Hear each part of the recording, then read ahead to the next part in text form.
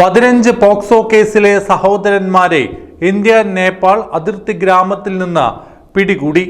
തിരൂർ ഡിവൈഎസ്പിയുടെ നേതൃത്വത്തിലാണ് പ്രതികളെ പിടികൂടിയത്. മലപ്പുറം, കാസർഗോഡ് ജില്ലകളിലായി മതപഠന സ്ഥാപനങ്ങളിൽ താമസിച്ച് പഠനം നടത്തുന്ന നിരവധി കുട്ടികളാണ് ഇവർ പീഡനത്തിന് ഇരകളാക്കിയത്. നിരവധി കുട്ടികളാണ് ഇവർക്കെതിരെ പരാതിയുമായി പോലീസിനെ സമീപിച്ചിരുന്നത്. കുട്ടികൾ പോലീസിനെ സമീപിച്ചത് അറിഞ്ഞ സഹോദരന്മാരായ പ്രതികൾ ഒളിവിൽ പോവുകയായിരുന്നു. മംഗലാപുരം, ബാംഗ്ലൂർ, മഹാരാഷ്ട്ര, ബീഹാർ, ഉത്തർപ്രദേശ് എന്നിവിടങ്ങളിൽ ഒളിവിൽ കഴിഞ്ഞ പ്രതികൾ പോലീസ് അന്വേഷണം ശക്തമാക്കിയതോടെയാണ് നേപ്പാളിലേക്ക് കടന്നത്. മലപ്പുറം ജില്ലാ പോലീസ് മേധാവി ചൈത്ര തെരസ ജോൺ നേപ്പാൾ പോലീസുമായി ബന്ധപ്പെട്ട് അന്വേഷണം ശക്തമാക്കിയതോടെ അവിടെ നിന്ന് രക്ഷപ്പെട്ട പ്രതികൾ ഇന്ത്യയിലേക്ക് കടക്കുകയായിരുന്നു.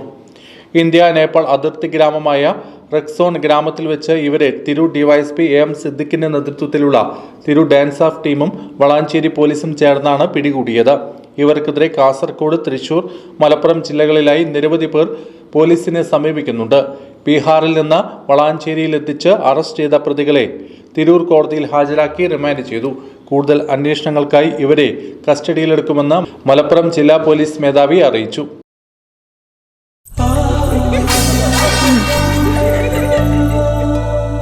സ്വർണ്ണ ശില്പികളൊന്നായി ചേർന്നൊരു സ്വർണ്ണവസന്തം KMJ. സ്വർണ്ണാഭരണ രംഗത്ത് പത്തരമാറ്റിന്റെ തിളക്കവുമായി KMJ ഗോൾഡൻ ഡയമണ്ട്സ് രണ്ടാമത്തെ പുതിയ വലിയ ഷോറൂം എടപ്പാളിൽ നിങ്ങൾക്കായി തുറന്ന് പ്രവർത്തനം ആരംഭിച്ചിരിക്കുന്നു.